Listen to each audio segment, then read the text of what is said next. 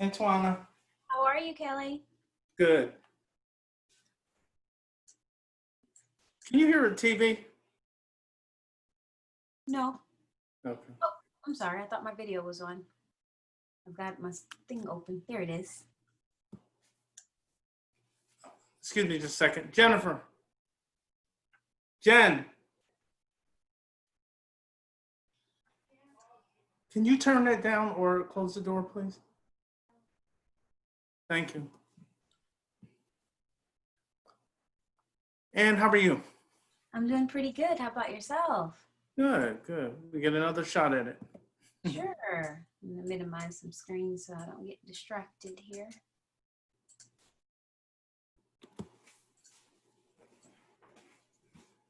All right.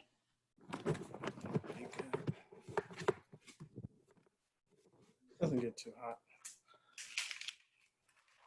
Sometimes I don't like to sit laptops on glass tables. In my mind, it's not a good idea to have it on the heat on the glass, but it's probably not a big deal. Yeah, if your laptop's getting that hot, you've got other things to be concerned about. Yeah, exactly. Yeah. Well, I did have one that was like that. The fan wasn't working anymore. I don't know why it took me so long to realize it, but like I put it on my leg, it was working. I was like, God, this thing's cooking me. Wow. Then I finally realized that that's what was happening. Okay. Anyway, so you have a good week so far? Yes, so far so good. Just That's trying good. to maximize the schedule. Yeah, I got you. So we'll go ahead and get started. Okay. Oh, I don't know if I did it with my glasses or not last time. I think you did.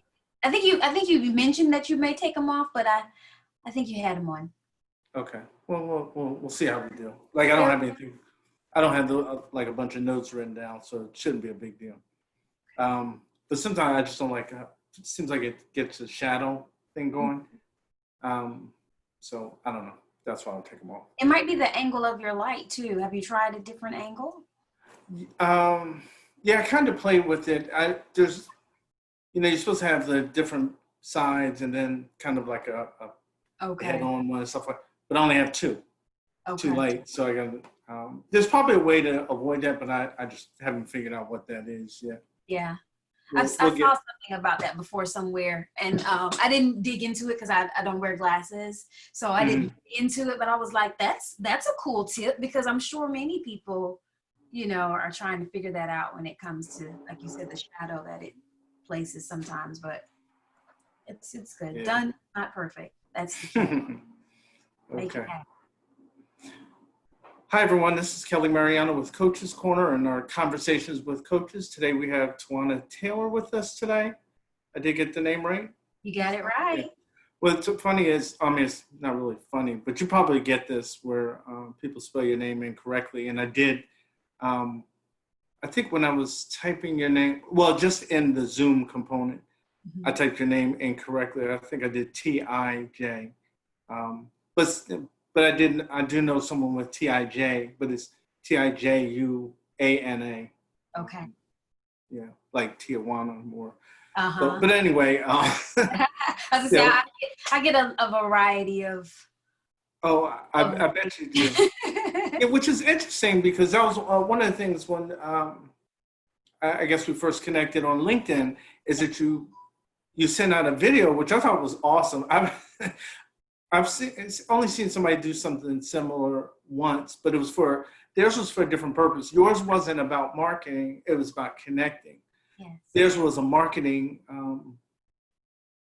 I started to use the word ploy, but it sounds like that means it's disingenuous, and I don't think that it was. I think that his methodology was really pretty clever. What he was doing is he was helping people with LinkedIn profiles.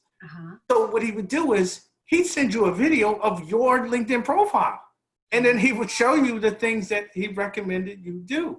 And I was like, wow. Like when I was first watching, I was like, oh, okay. And then I was like, that's Mike. Right, like that's me. Yeah, it wasn't an arbitrary video that he sent to everybody. And I was like, man, it really gets your attention, when someone does that.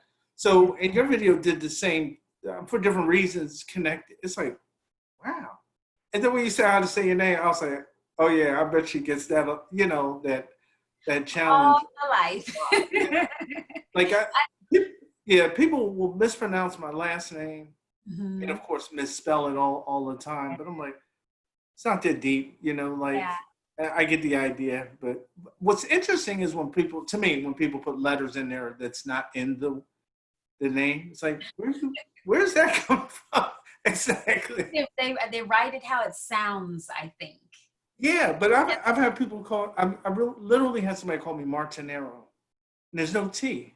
I don't have a T anywhere in my name. Vocally, they're saying it. Yeah.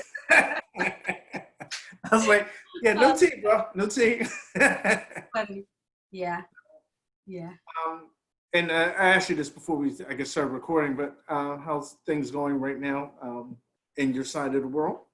Things are going well. And of course, I'm speaking in my immediate bubble, right? Okay. Mm-hmm. Just outside the bubble, in my area, right outside of Atlanta, we're doing actually pretty good. I think it has a lot to do with the demographics in the area because there are some neighboring counties, cities right here surrounding in Atlanta that aren't faring so well.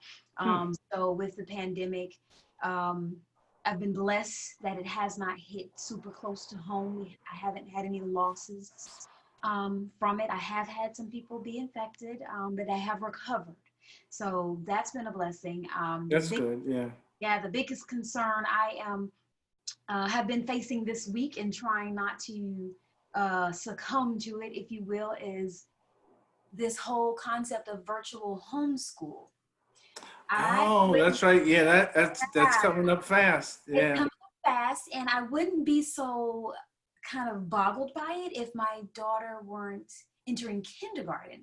See, that's different. Oh, yeah. Right? If she were of a school age where she was reading on her own and could, give her laptop. All right, it's time. Log yourself in. Make sure you focus on the instructor. I'm right over here doing my calls and work if needed. Headphones on. Keep it moving. Mm-hmm. Kindergarten. Yeah. So, the teacher has now escalated to consultant. And I now have to use my time to make sure that she is, whatever the criteria, compliance is going to be, logged in, whatever the case, assisting her with whatever activities need to be helped with. And I literally had a conversation and posted on social media, actually, like, how do you do this? For me, I'd like to share, I make a joke of it. I'm an involuntary single mom, right? I didn't choose to be a single mom. And so it's just, I'm one person and I don't have a fallback income, right? It's me. It's dependent on me. And my big deal is I don't have a problem being a parent. The obstacle is overcoming the time infringement, right?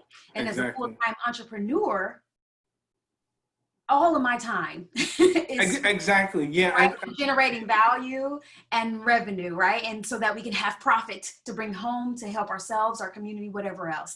And so if now I have to spend that key time that I was spending before working my business, exactly.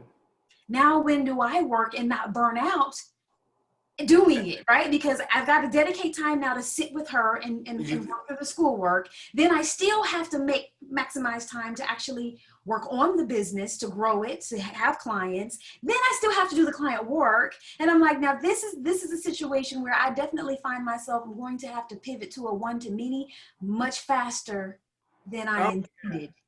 Because there's just, I'm only one person, right? So that's where I am with this whole pandemic and just trying to navigate life and figure out some functional way to do it and have joy, enjoyment in it as well, because I don't want my daughter to feel like schoolwork is a penalty because I'm, frustrated because I'm thinking about what's next or ready to move on to the business because it matters, so. Exactly. And they don't get that. Yeah, they don't get the connection to, well, if mommy doesn't do this. Oh yeah, the child, yeah. That thing you like to do, like eating every day, that becomes a problem.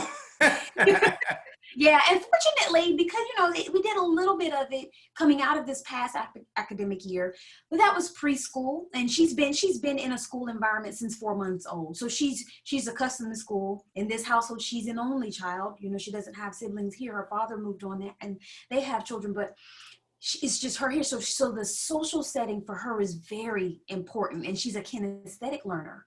So just listening on video auditory, they did Facebook Lives, and the teachers did an excellent job. They showed up when they said they would, and they did what they came to do. Getting my daughter to do it, she was not interested. And so it's like, okay, how do I encourage her to follow through with that? Because that's a part of the requirement now going into this next level, of academic experience. So that's kind of the shift that I've been seeking to make, and talking with other educator friends, and even thinking about having like a series of maybe live conversations once a week for however long we can do it, to have business and education, because this is not just my problem. Oh, not at all. No. Right. This is a problem for parents everywhere in all professional standpoints, and even the educators themselves. They have children as well. And some of them have young children who are also, they might be teaching eighth or ninth, eighth grade or higher, but they have little ones at home, and they're like, okay, exactly. How am I going to do this? That whole process I had to get reintroduced to. I don't remember you shared talking before. I said I have a 31-year-old. I have a 9-year-old. She's a stepdaughter. Only for explanation do I refer to as stepdaughter. Absolutely. So we got married last June, June 28th. I was gonna mess with you, act like I couldn't remember the date, but anyway. Remember, this is recorded. Yeah, I know. I'm gonna say, you don't remember? You see hand come in here, right? But the thing is, of course, I've been out of that whole arena forever. I forgot there were schools, kind of a thing. It's like, and when we got married last year, it was already done. Yeah. So it wasn't until September that I'm kind of getting reintroduced, and I'm doing homework and stuff like that. And I'm like, oh my God. And I'm a night owl. So a lot of stuff, I do a lot of, you know how it is. Like if you're not doing stuff like regarding the business directly, you could be just doing stuff to grow yourself, or you just want to read or learn something new, whatever it is you're doing. And I do a lot of that. So I'm like, I'm thinking, I'm clear. I'm like, oh, I'm good. Yeah. And then, no, you're not. You're not clear at all. And it's like, and then I wound up doing homework for hours. And I'm like, oh my God. Yeah. Are you kidding me? It's a time investment. Oh, it is. And the thing is, yeah, I know. And I don't know. It's like you hear about, and I'm not, we'll get further into the coaching, but, yes. And I definitely don't want to be male or father bashing, but it's like you hear about dads that they're just there. Yeah, they may be in the house. Like you talked about being a single mother, but sometimes just fathers, yeah, you could still have a dual parent situation and still be alone. And still be alone. In that regard, yeah. Absolutely. I express that as well. I tell people, coming from been married, and now after having been married, right, having gone through divorce, I tell people, listen, don't get into a relationship just because you think having a companion is going to. I know that's right. Yeah, girl, yeah. You be married and still be what I think it was a series of movies, right? Married but single, or married, something like that. Like you can still be married and end up doing life alone. You have to preserve thyself, as in, don't lose yourself because you're so consumed in somebody else. Don't lose yourself because you're so consumed in being a parent. Don't lose yourself because you're consumed living life for everybody else. You've got to know who you are so that you know who you are not, because the only thing constant in life is change. And when those shifts happen, who you are, your integrity, your core values, that's what's going to keep you focused. Exactly. People and situations are fleeting, and that's all of us. We were born flawed.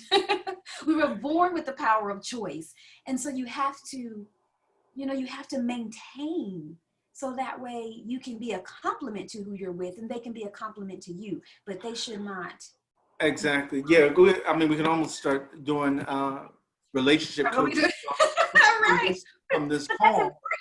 that's important. Because there's so much, there's so much, well, yeah, like even when, I don't know if we had touched on that, but the fact that, like one of the things I'll ask someone when I start working with them is, you know, like if they are married or express having a significant other at home. Yes. I want to know if they have their support. Right. You don't need it. I mean, it's not like I'm looking for like a woman to have a babysitter or she needs permission from someone, but it makes a difference. Yes. So now if you're like, if I was working with you and you had that situation, whatever, oh, I mean, let's say it was a husband and he's like, oh, I just want you to go get a job, blah, blah, blah. Well, that's going to affect how you, or it could affect how you flow, right? Like you're trying to get stuff done, but you got somebody beating you, you know, verbally beating you down. It's like, yo, slow down, partner. Like that's not, and I had a friend that I was coaching and that's what her husband wanted. He was like, just go get a job. Like basically stop playing. He didn't understand. And go get a job. And I was like, yeah, see, he doesn't understand what's in your heart. And I think that's a dangerous thing for anyone in a relationship to not have your significant other, in this case it was a spouse, but not have your spouse get it. Like, and that's why like when I've known my wife for 11 years and we used to work together, but we didn't date until, you know, just a few years ago. But that's one of the things I said to her. I was like, this is what it is. This is the entrepreneurial thing. This is not like something I'm like, it's not like a fleeting, it's not a fleeting issue. This is what it is. I was like, because, you know, like previously when I was married, like I know she was definitely very concerned about safety or is that the right word? Security, feeling secure, right?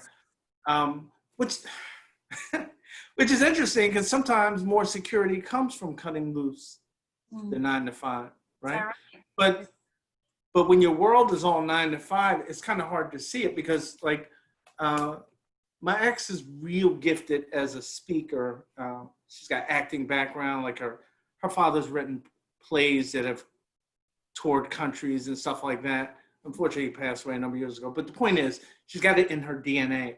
Yeah. Like she gets, like, she's the kind of person when you're going to go speak, you kind of don't want to speak behind them because you're like, the heck did she just do? Yeah. Like, I'm not feeling well. So, everything she said. Exactly. Yeah. As an aside, like I had to, I was speaking at an event that her mother was having. Unfortunately, she passed too. And, you know, so we were all acting as African-American history characters. And she went up there and killed it. Now, I didn't go behind her. I went before her, thankfully. But I know where she is. So I wasn't about to take a piece of paper up there and start reading. I was like, no, we're not doing that. I don't know what she's going to bring. But she went up there and I was like, oh my God, I feel bad. I was literally feeling bad for whoever was coming next because I was like, you're not going to mess with, unless you have that kind of background, you can't mess with that because she's playing the game at a completely different level. Right. But one of the things I was trying to encourage her to do, even though we've been divorced for a few years now, she works in the school system, right? So, and she's a high earner in the school system. So she even has more paranoia because she makes a lot of money, but she knows you don't just leave a typical 6-figure job and just go get another one unless it's in the same arena, right? So there's always this concern about being blackballed in the district you're in and all this kind of crap.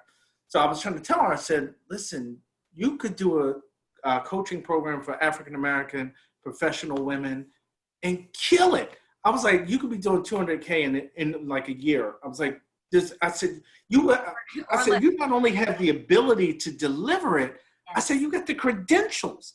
Like sometimes we have one or the other, right? Like to me, even as a coach, I tell other coaches, I said, I really haven't had, I think more than maybe 1 or 2 people ever asked me about credentials as a coach, right? But she happens to have them. Like she's got 2 master's degrees. She's been leading schools for like a decade. Yeah. You know, like when you bring that, you got the education and you got the demeanor and you can drop knowledge like that, I was like, yo, I was like, 200K would be a piece. It literally would be a piece of cake.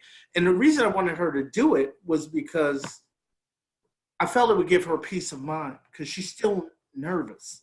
You know what I'm saying? Like, I was like, you don't need to be nervous. First of all, well, I don't want to turn this into a preaching session, but to me, first of all, even as a believer, I don't believe God's called you to be worried about what the man is doing, because the man can't do anything that God didn't know was coming, right? That's right. So you're already equipped to get back on your feet. That's right. You just don't realize it, or sometimes that is your feet. You're getting knocked down for the purpose of standing up on your own two because you've been sitting on somebody else's feet. You're like the little girl dancing with her daddy on, she's standing on his feet. And sometimes the Lord's like, no, get off their feet. Get off of their feet and get on mine. Like, get on that daddy's feet. You know what I'm saying? So again, you can preach that sermon, but sometimes sometimes we're just afraid to make the moves that we really need to make. And sometimes we drag it out. And I'm like, that's been my passion for a long time. And when I meet someone, I'll ask them, are you doing what you really want to do? Like in your life? And very often the answer is no, or they have no idea what they want to do. And that's kind of where the heart of my coaching comes from. But since we talked about, we've been all over, tell us again, because I forgot we had started before. So obviously for us, we kind of know each other, but tell everybody what you do, who you coach and what you help them with. All right. So Tujuanna Taylor, as Kelly already introduced at the top of our conversation, Bootstrap Dreams, right? Bootstrap Dreams is business. It's business. And it's about coaching and consulting, executing, implementation, right? So many visionaries, executives with teams even, creatives, right? If you're already in business, you probably don't have trouble getting business, but you're a visionary and you have a problem following through with business. That's where Bootstrap Dream comes into play. Same thing with creatives. You might not have a problem getting your art commissioned or getting your photography, booked or whatever the case may be, yet you got appointments coming in through email, you got stuff coming through text message, you're out at an event before COVID and people are calling you and you're like, yeah, I'll get back to you, and you forget about it. Because it's just all here, right? And same thing, executives, leaders, leadership, not necessarily the title, right? But you're overseeing people and you're responsible for executing these visions, and you've got the vision, but you don't know how to delegate it, and you don't know how to support people and give them the autonomy to do it. That's where Bootstrap Dreams comes in with project management. Project management is the core foundation that I use to help people bring their vision to reality, to help them optimize, right, their intent, their time, so they can work towards the dream, so they can experience the results of it, make that high impact, and get the money. So whatever it is that you're pursuing, it's not strict or limited to any type of industry. Project management is global, and there are 5 core principles that it doesn't matter if you're reading a book, if you are trying to walk a dog, if you are cooking a meal, right? There are 5 core principles that we apply and come up with a tailored plan of action for you so that you can follow it through. The timing of it getting done is totally up to you and how much momentum you put forward to your dream, your vision, but the overarching goal of it is for you to execute it, because as long as it's just an idea, that's what it will always be. But when you put your feet to the ground, right, boots to the ground, you make that vision a reality. So that is the essence of Bootstrap Dreams, starting with what you have, where you are right now, and getting it done, not perfect. Okay. Can you give us a high-level overview of the 5 areas? Absolutely. So within project management, if you're not familiar with it, there are the initiating, right? So just getting started, brainstorming, thinking it out. What is it? Who do I need? What will it require? What will it take for me, right? And then planning, actually saying, now that I'm kind of got an idea of what this is going to be a mix of, now I need to actually calendarize. Now I need to actually make appointments. Now I need to have some more deep dive conversations. Now I need to, solicit help or outsource. Now I need to actually put it to work, right? And then executing that work that you've planned. So you've calendarized it. You have to, the number one core thing about a project, people like to use the word project, but if it doesn't have a defined start or a defined end, it's not a project. It's an operation. You can have a project come out of an operation, for example, like a process improvement, but Okay. for everything that you're doing within a project, the project itself has to start and finish, right? So I might say in the next 90 days, I want to launch a flagship program. That means if I start now July 21st, by whatever 90 days is from that, right? If I had a calendar, I need to be going live, right? So you're going to execute it, and then you're going to monitor and control it. That means you're evaluating, right? You're not just free willy doing things. You're looking at your project plan and you're saying, okay, it's 21st. All right, by the 28th, these things need to be happening. And there's some things that are happening simultaneously. There are some things that are truly focused, but you're looking and you're determining what you need to be focusing your time and intent on, and who is working on it with you if you have help, to make sure that you're getting it done. And then you're pivoting, is the word that we like to use presently. Yes, that's the because truth. there may be some things that you planned that aren't quite going as planned, whether things within your control or there are very real environmental factors that are outside of our control, but it doesn't mean you can't get it done. You might have to add more time to it. You might have to change your modality through which you get it done. You might have to invest more money, whatever the case may be, to execute that task, that goal, whatever. You want to figure out what that is and control how you do it so that you can achieve it. And then you want to close out, meaning what you start, you're looking at it now and you're doing, you're evaluating, did I complete what I needed? Is there anything missing? Is it to my level of satisfaction, which you're doing along the way as well?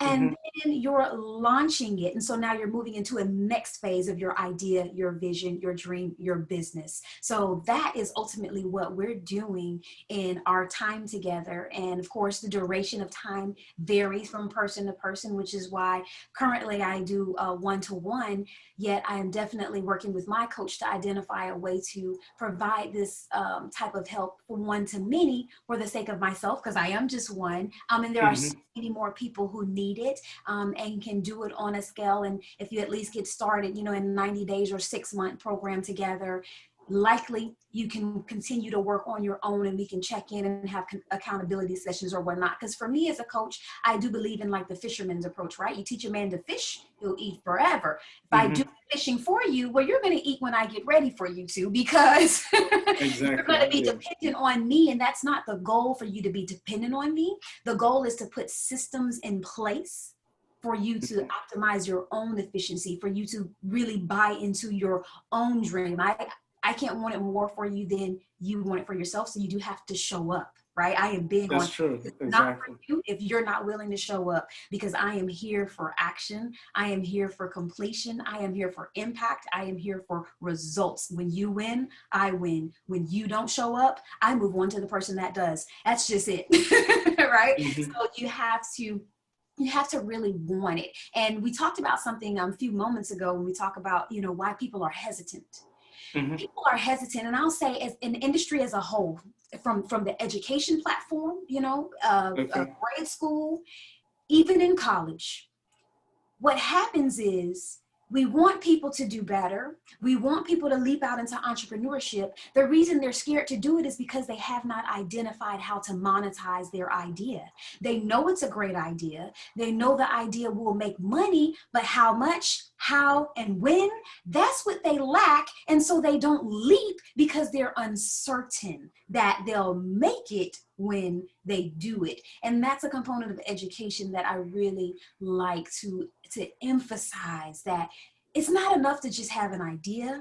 I'm a serial optimist. My peers are like, you are so positive, but that's not a strategy. All right. I hope helps me put my feet to the ground every morning, but I can't run my business on hope. I have to have a vision, a goal in mind. I have to have a budget in place. I even have a dream budget. So when my business gets to another level, when that level income starts coming in, it's not like, oh, I got all this money, I don't know what to do with it. Oh, I know exactly where it's going, because I've set things in motion that helps me aspire to want to get there, and that helps me better steward it when it happens. So the better I steward myself, the better I can be for the people that I'm helping, right? The better I can be, the better momentum I can give to my family needs and my community and all the other things that I aspire to be impacting. So I think as coaches, Okay. we're because it comes easy for us to inspire people about their passion, excuse me, and to get them going in it.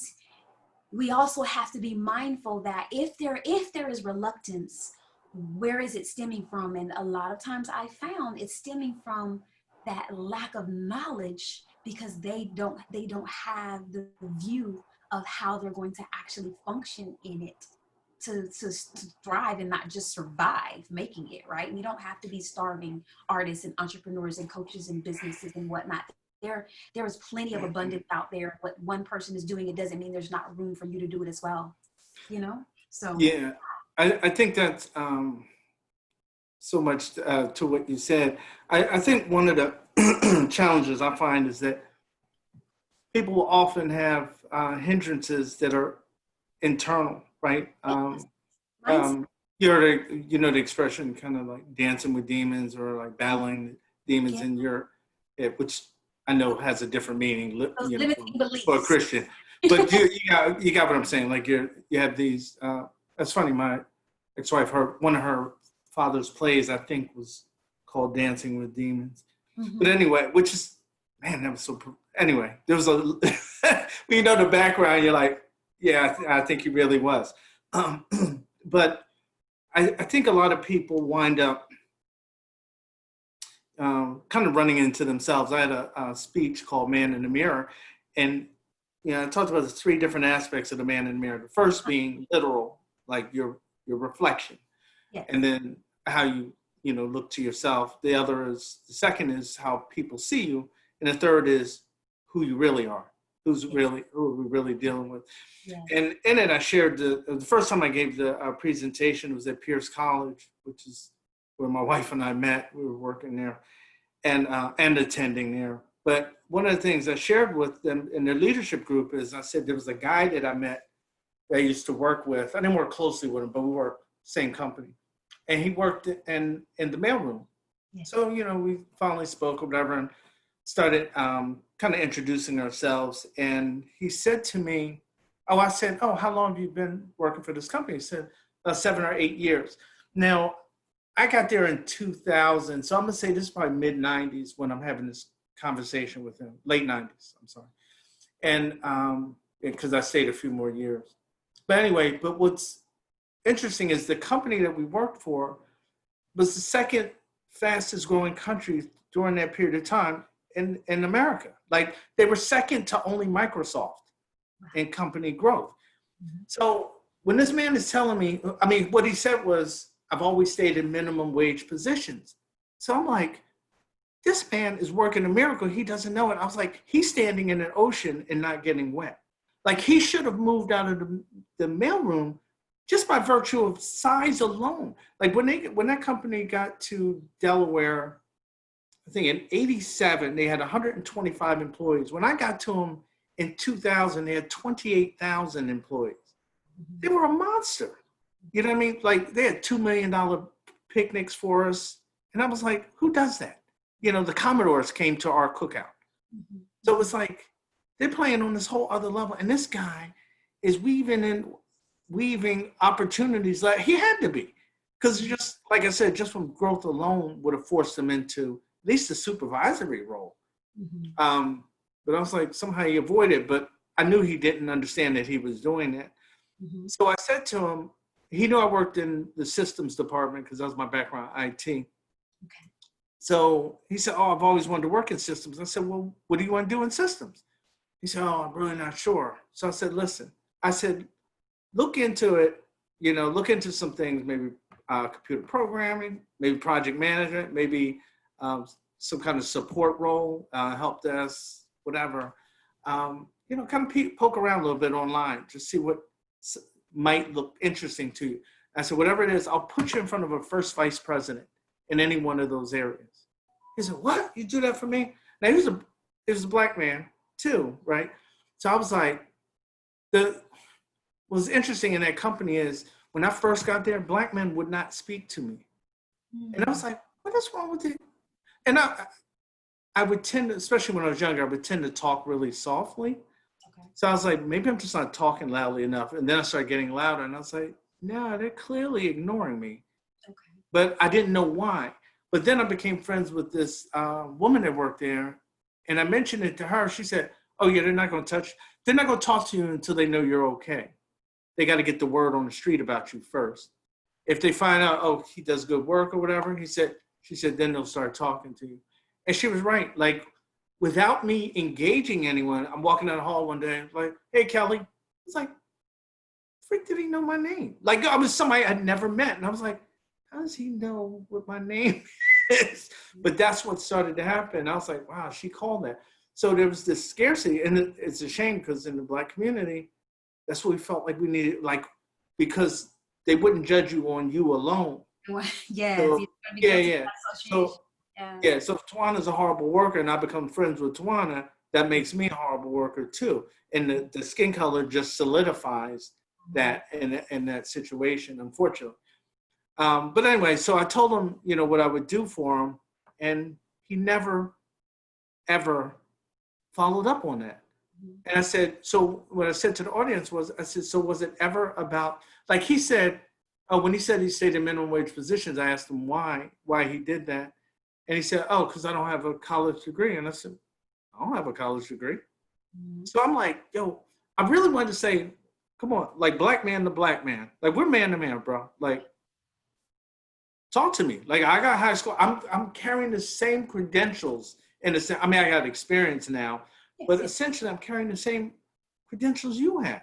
Right. And then what's funny is I don't usually say this part when I'm talking, unless I'm talking to somebody that's close, maybe, but I'm short. Like I'm 5'4", right? This guy was about 6'3". And I was like, statistically, taller men get doors open to them. The shorter men don't get opened as readily to them. I mean, we make less money. Like, so I said, so statistically, he should be making more money. And he should have been able to make his way because he presented himself well. He wasn't like a tall black man that looked clueless. Yeah. But he was. I mean, in a sense, you know what I mean? Definitely from a career perspective. I was like, yeah. And in that company, they had, I'm trying to think of the highest guy. I know we had a first vice president who also was only high school educated. Mm-hmm. And a couple of them. And I was like, dude, this, like you're in the company to get that done. Yeah.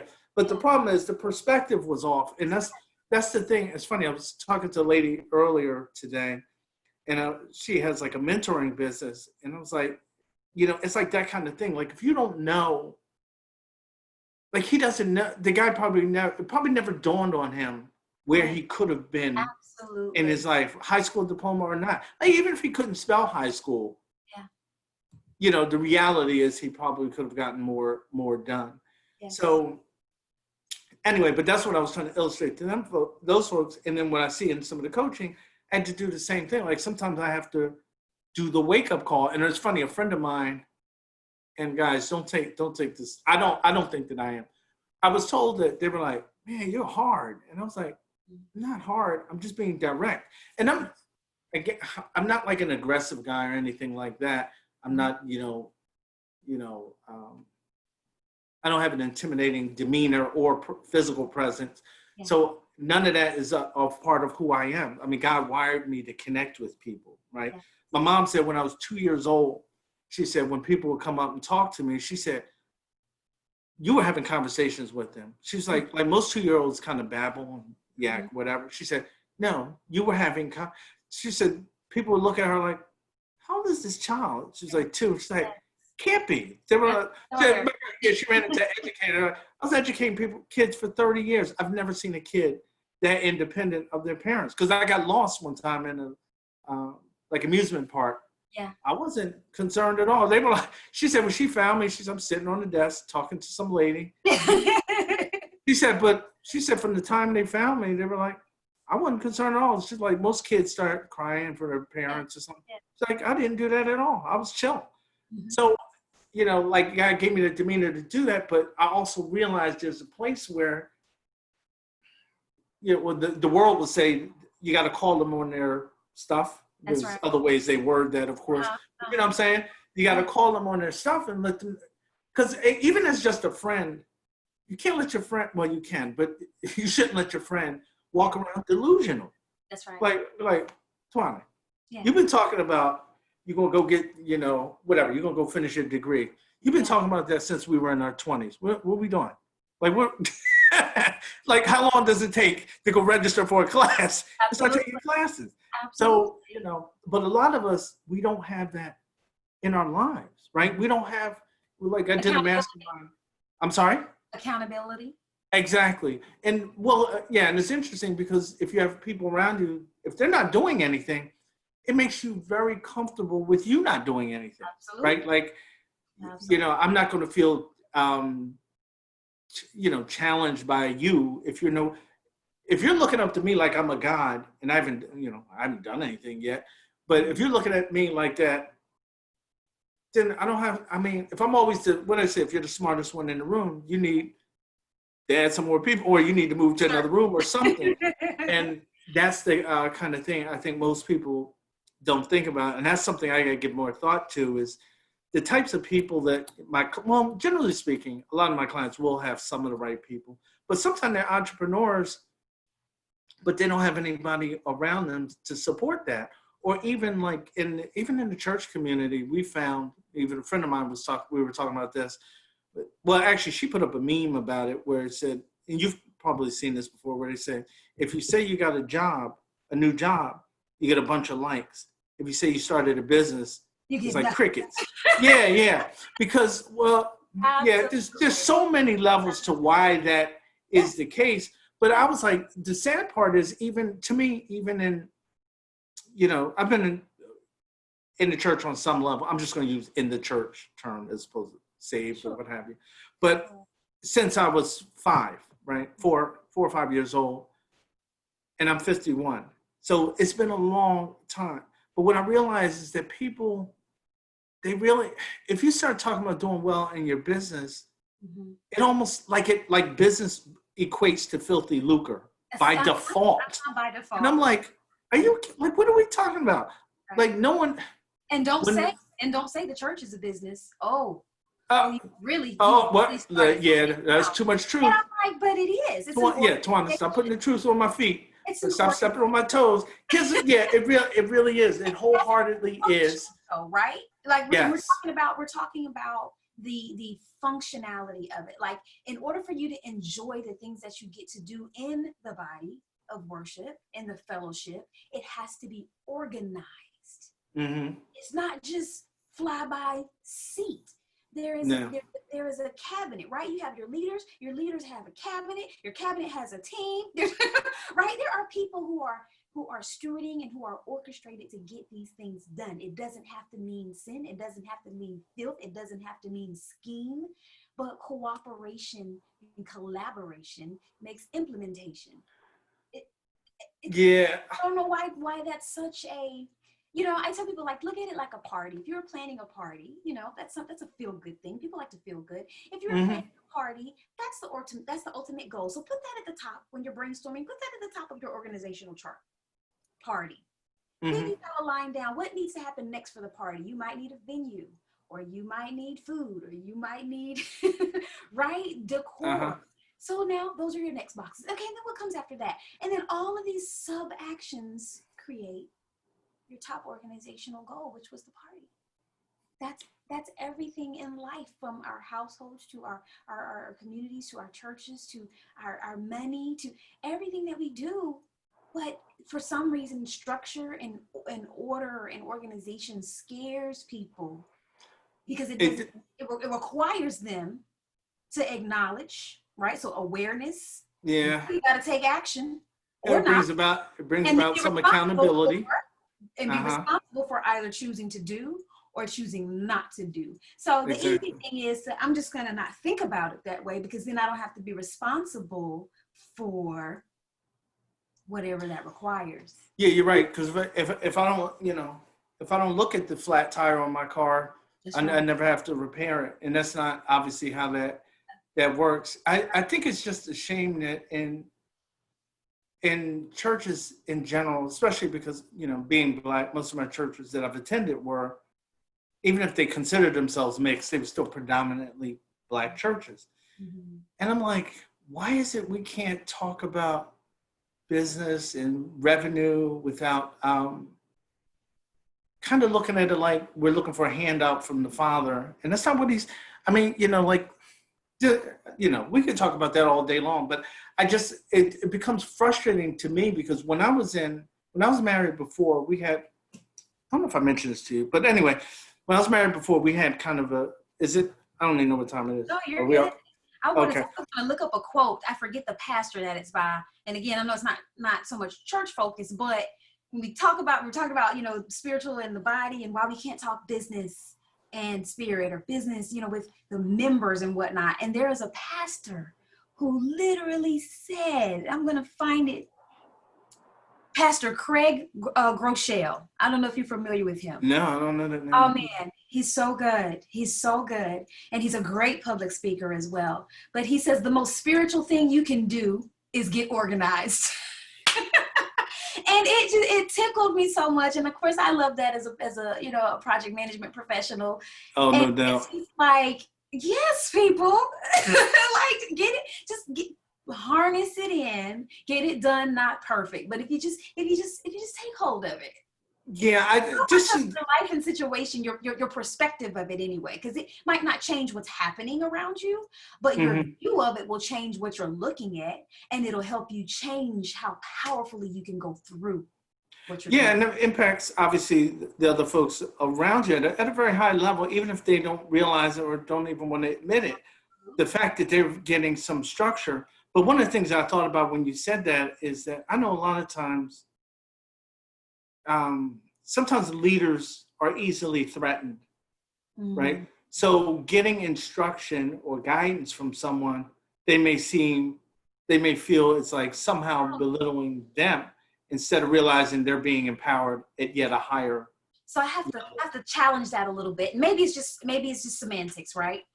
I don't think leaders get threatened. I think people in high positions that are title driven get threatened.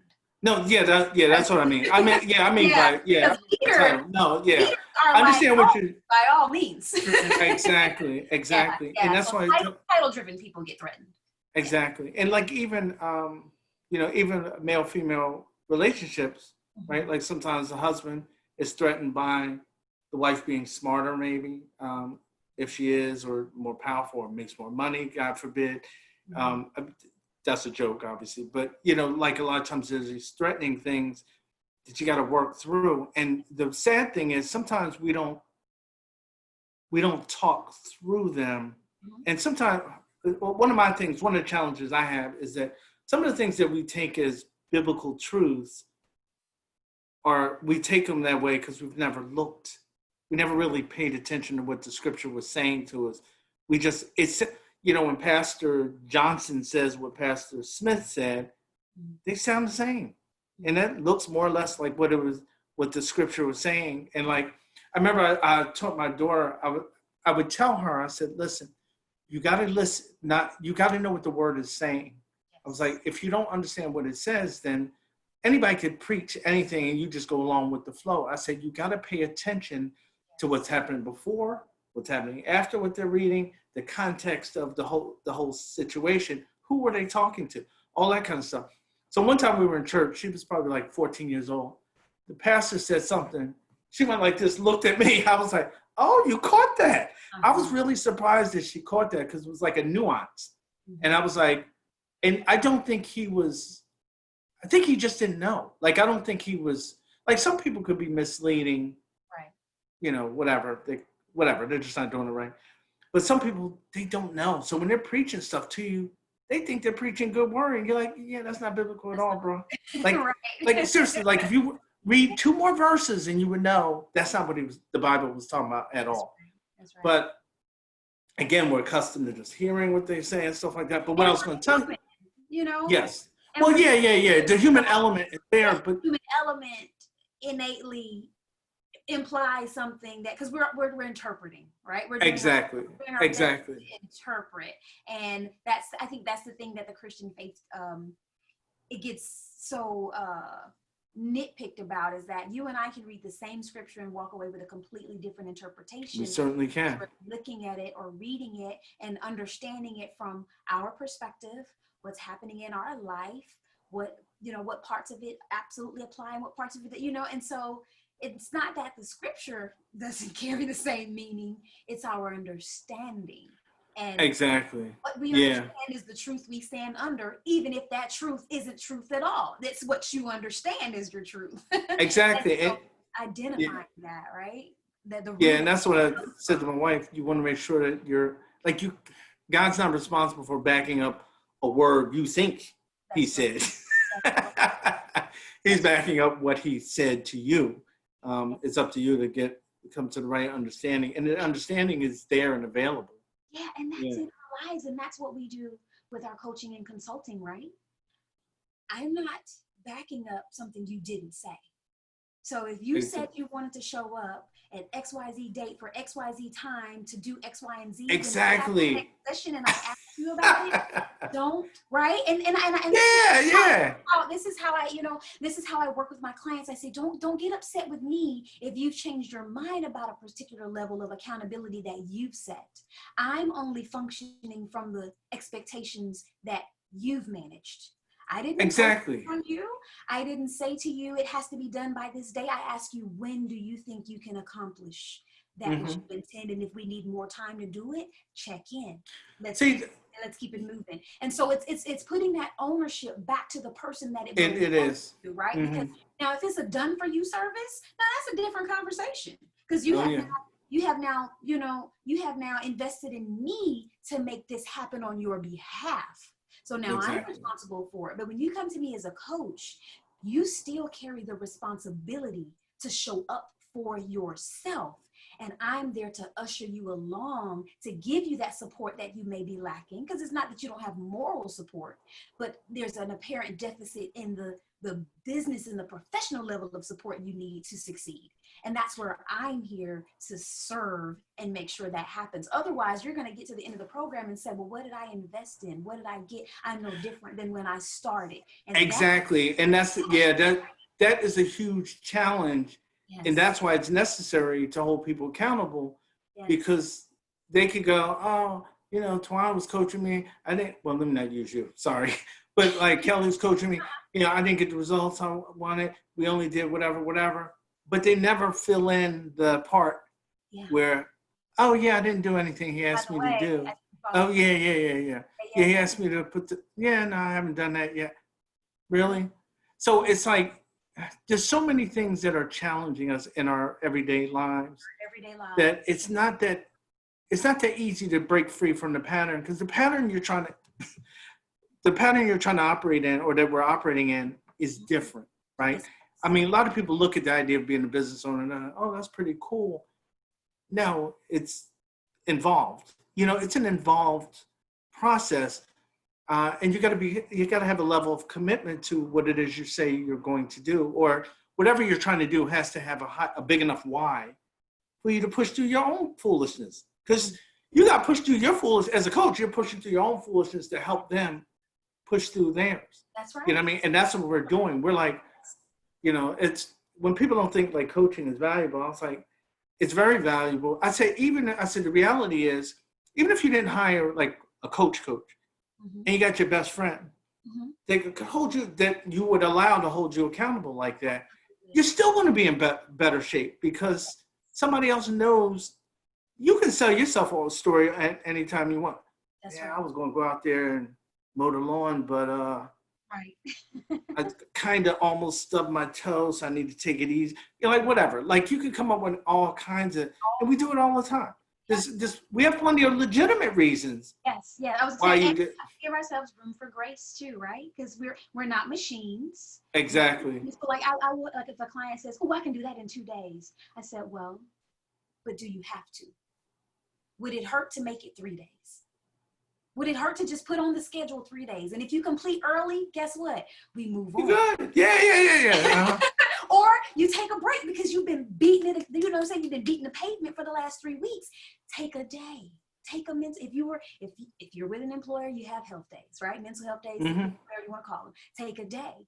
But if you tell yourself 2 days, but then you end up taking 4, now Yeah. there's a compound effect, right? And so it's not, for me, it's not a you didn't do. I'm not raising. This is not children. I'm not raising children. I have a child at home, right? But this is, let's be realistic and practical so that we can actually succeed.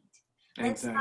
Let's not just go off our ambition and then find ourselves struggling because we were unrealistic with our expectations. So, yeah, I think that's one of my personal greatest challenges is always trying to like press through, like, and I'll be pushing hard. And I was like, yeah, it's probably times where I need to just not do, like sit down for a minute. And I try to do that too. Like sometimes my wife will, she might watch TV or whatever. We're not big TV watchers, but sometimes she'll get into something and I'll just come sit down and just chill for a minute. Just chill for a minute. Like relax. Be with her, right? Exactly. Yeah. Yeah, like when I'm doing that, like I don't have the phone in my hand or any laptop in my lap or anything like that, because that's not what that time is for. But by the same token, then when it's time to work, yes, let's get it in. You know what I mean? So yeah, there's so much to coaching. It's so rewarding. It's so awesome to see people when they make positive steps towards what they want to do, or they start reaching their goals. They're like, and you're like really happy for them. I remember my wife said one time, "Wow, you seem really like proud of them," and I'm like, "Yeah, I really am." Because it's like you watch somebody who's like afraid to do something and then they're doing it. I mean, like one person was, a friend. She wasn't a client, but I was trying to encourage her because of what was on her heart to do, to start doing like Facebook Lives, right? Yeah. I said, well, the reality is, I said, you don't have to make it an involved process. I said, just plan something to say, give yourself, just do it for a minute. Yeah. I said, you won't even have enough time for many people to jump on or anything like that. Don't concern yourself with that. Just tell yourself, I'm going to jump on here, say this for a minute, and get off. That's all. That's it. I said, but when you get done, you'll realize, hey, I can do that. Can do it. How long it is insignificant. That you just, the first thing you needed to do is realize you could do it for live or whoever live, and then go from there. So yeah, it's really powerful to like impact folks in that way and getting an opportunity to do that. It is. So tell us, do you have anything? I know we're all kind of locked down. Do you have anything coming up? Any whether virtual or otherwise events coming up or anything where someone can come see you, or let us know how folks can get in contact with you? Yeah. Outside of So here. I don't know when this is going to air, but I do have a live conversation on LinkedIn that will be happening at the end of the month. So it's July right now, July 2020, so July 29th. Okay.